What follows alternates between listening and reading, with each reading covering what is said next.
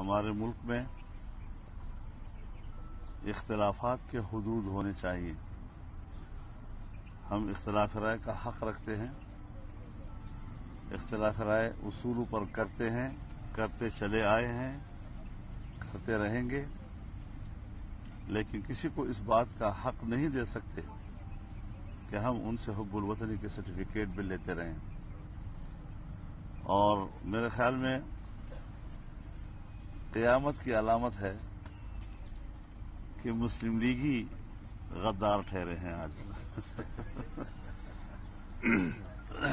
تو اس حوالے سے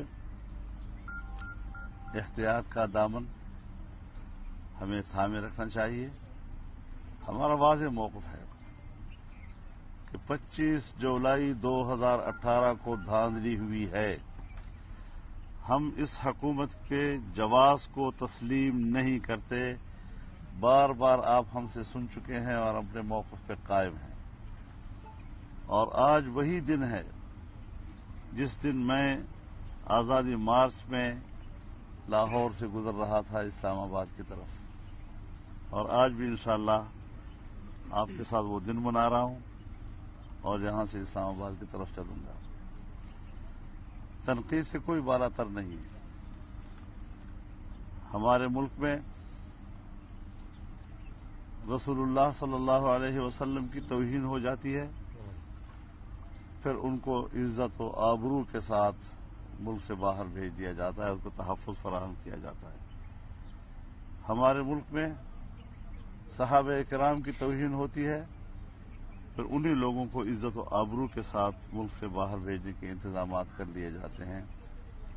لیکن ہمارے ادارے اتنے مقدس ہیں کہ اس کے افراد بھی ان سے زیادہ مقدس ہیں کہ وہ تنقید سے بالاتر ہیں. ہم شاید اس اصول کو تسلیم نہیں کرتے. ہم توہین آمیز رویے کے خلاف ہیں، چاہے وہ عدالت کے بارے میں ہو، جج صاحبان کے بارے میں ہو، جنرلز کے بارے میں ہو، لیکن ہم اپنی توہین بھی برداشت کرنے کے لیے تیار نہیں ہیں. اس قسم کی صورتحال جو پاکستان میں بنائی گئی ہے، جن لوگوں کے زمانے میں پاکستان نے معاشی لحاظ سے ترقی کی اور ہمارے ملک کا ترقی کا سالانہ تخمینہ 6.5% تک پہنچ گیا تھا، آج 0 سے نیچے گر گیا ہے. ملک کا دیوالیہ کر دیا گیا ہے. پچھلی حکومتوں نے پاکستان کو بلیک لسٹ سے نکال کر وائٹ لسٹ تک لے گئے تھے. کوئی FATF کے تحت ہماری قانون سازی نہیں ہوئی. ہم نے خود اپنی پالیسیاں بنائی. لیکن آج ہمارے ملک کی معیشت کہاں چلی گئی ہے.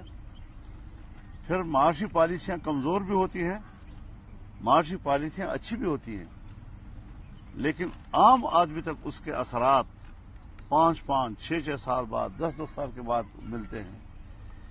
یہاں حکومت کے پہلے سال میں لوگ چیخنا شروع کر گئے مہنگائی کے ہاتھوں، اور پہلے ہی سال میں آپ کو یاد ہوگا کہ چھوٹے تاجروں اور دکانداروں نے دیہات کی سطح تک جا کر احتجاجی ہڑتال کی تھی.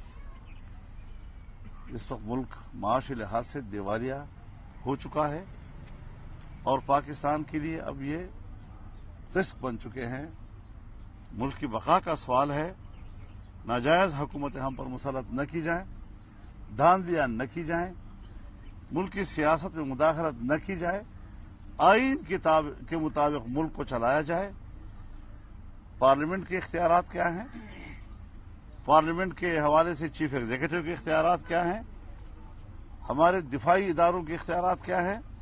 سول بیوروکریسی کے اختیارات کیا ہیں؟ اس کے اندر رہتے ہوئے ہم ملک کو چلائیں. ہم ایک دوسرے کو کوآپریٹ کریں گے، ہم ان کے ساتھ کھڑے ہوں گے، وہ ہمارے ساتھ کھڑے رہیں گے. لیکن یہ کہ خود کو محور سمجھ کر، خود کو مالک سمجھ کر الیکشن کے نتائج کا خود کو مالک سمجھیں اور عوام کے ووٹ کی تقدس کا یہ عالم ہو، تو پھر ظاہر اختلاف بھی ہوں گے، گلے شکوے بھی سامنے آئیں گے. اور پھر اگر حکومت والے جو احمقوں کا مربع ہے پورا کابینہ، اور یہ لوگ اس قسم کی زبانیں استعمال کرتے ہیں کہ جس کے بعد آدمی کو اپنے جذبات پہ کنٹرول کرنا پڑتا ہے. تو میں نے ایسی کوئی احمق حکومت نہیں دیکھی جو آ بین مجھے مار کی سیاست کرتی ہے، جو خود اشتعال دلاتی ہے اپوزیشن کو. ہمیشہ اپوزیشن اشتعال کی طرف جاتی ہے، حکومت اس کو اعتدال کی طرف لانے کی کوشش کرتی ہے تاکہ بحران پیدا نہ ہو. یہاں تو بحران پیدا کیے جاتے ہیں. تو اس حوالے سے ہم اپنے موقف پہ قائم ہیں اور پی ڈی ایم قائم ہیں. پی ڈی ایم کو توڑنے کی سازش کراچی میں ہوئی، لیکن پی ڈی ایم کی جماعتوں نے اپنی بھرپور حکمت عملی سے اس کو ناکام بنایا ہے اور اب بھی قائم ہے، اور ہم شیڈول کے مطابق اپنا پروگرام جاری رکھیں گے.